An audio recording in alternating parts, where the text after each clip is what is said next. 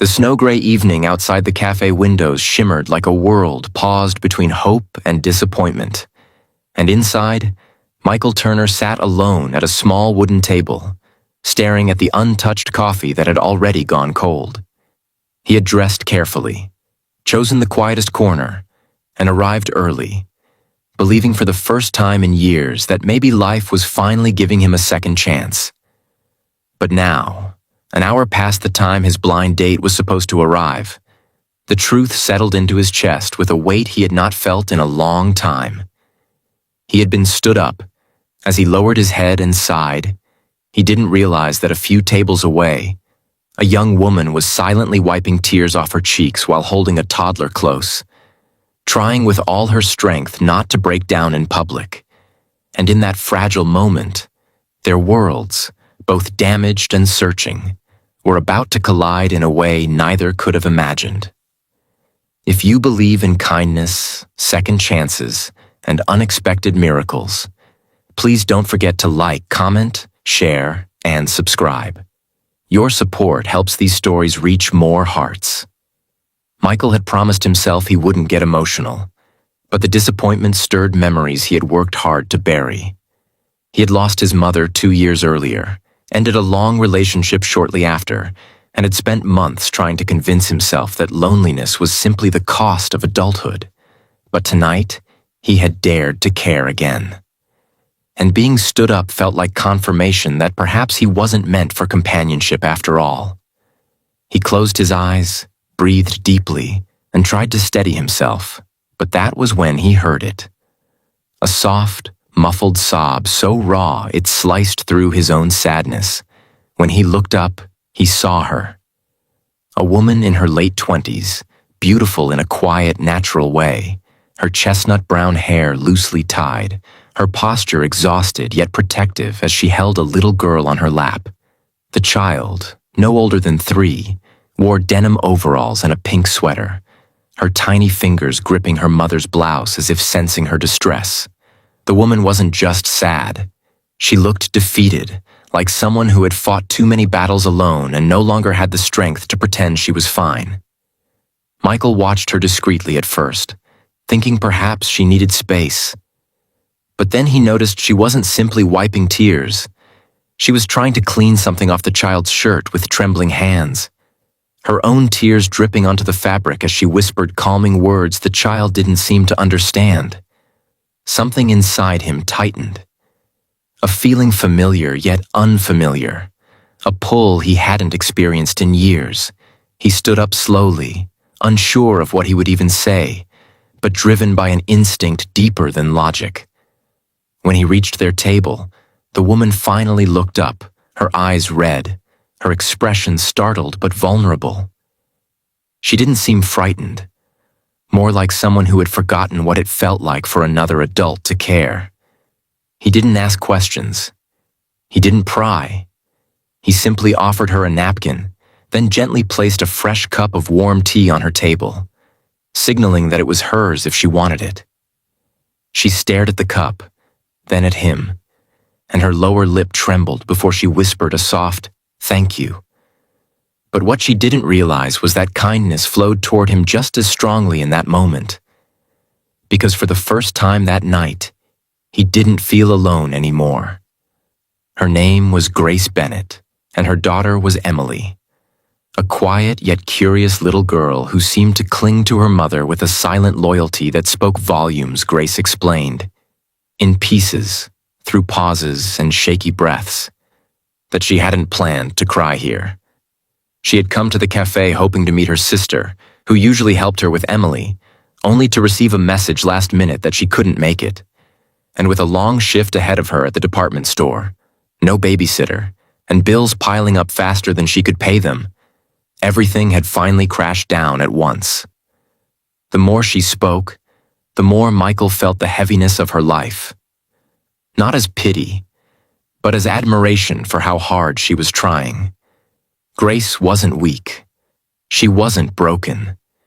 She was exhausted from carrying more than any one person should, especially alone. And as Emily rested her head on her mother's shoulder, thumb in her mouth, Michael felt something shift again. a newfound clarity that perhaps he had been stood up, so he could be sitting right here instead. He returned to his own table only after making sure Grace was okay, but he couldn't focus on anything else. He kept glancing back without meaning to, drawn by something warm and protective inside him. Eventually, Grace and Emily stood to leave. Grace thanked him again softly, adjusting her daughter on her hip. Michael watched them walk toward the exit, their silhouettes fragile against the bright winter light spilling through the cafe windows. But then fate intervened again. As Grace reached the door, Emily suddenly twisted in her arms, pointing back toward Michael with the innocent insistence only a child could have. Grace tried to soothe her, but Emily buried her face in her shoulder and whimpered.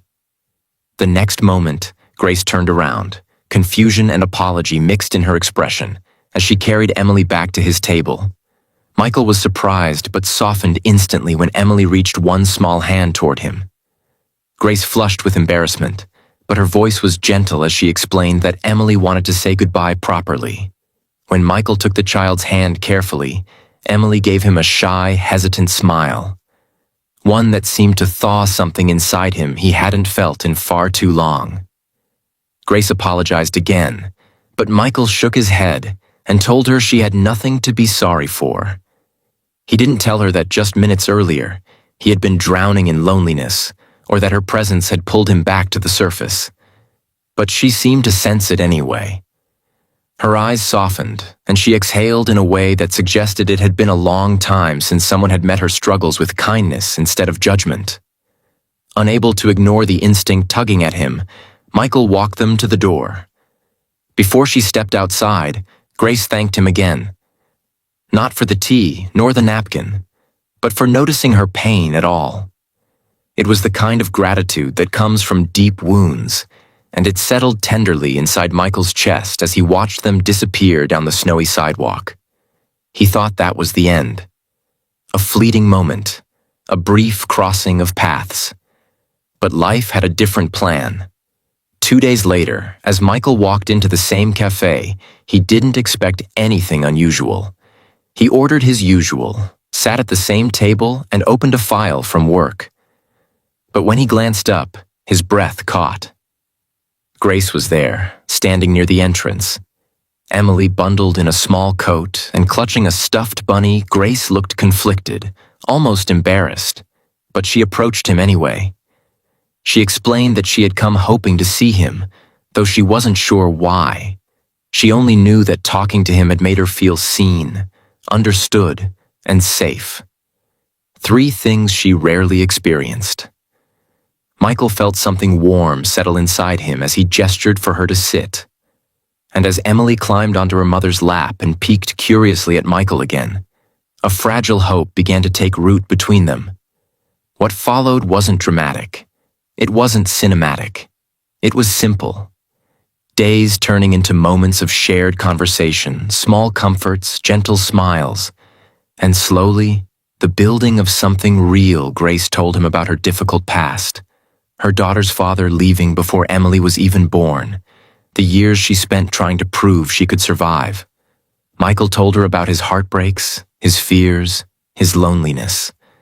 Their stories, different yet strangely similar in their wounds, began to weave together until neither could imagine the quiet cafe without the other.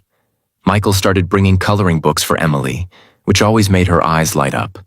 Grace began saving him a seat when she arrived early, and as winter deepened outside, warmth grew between them inside, not rushed, not uncertain, but steady and patient. Weeks later, on a soft winter morning, Grace finally admitted that on the day he found her crying, she had prayed silently for help, for strength, for someone to remind her she wasn't alone in the world. Michael smiled and told her that on that same night, he had wished for a sign that life still had a future worth fighting for. They both realized, almost at the exact moment, that perhaps the answers they sought had been sitting just a few tables away. And so, Grace and Michael began their story. Not perfect, not instant, but profoundly real Emily, who had chosen Michael from the very beginning, grew attached to him in a way that seemed almost fated. And Michael, who thought his heart had been abandoned at the table where he had been stood up, discovered that heartbreak had merely been guiding him toward something far more beautiful. If this story touched your heart, please like, share, comment, and subscribe. Your support helps us continue sharing stories that celebrate kindness and unexpected second chances. Before you go, tell us in the comments. Do you believe people come into our lives exactly when we need them?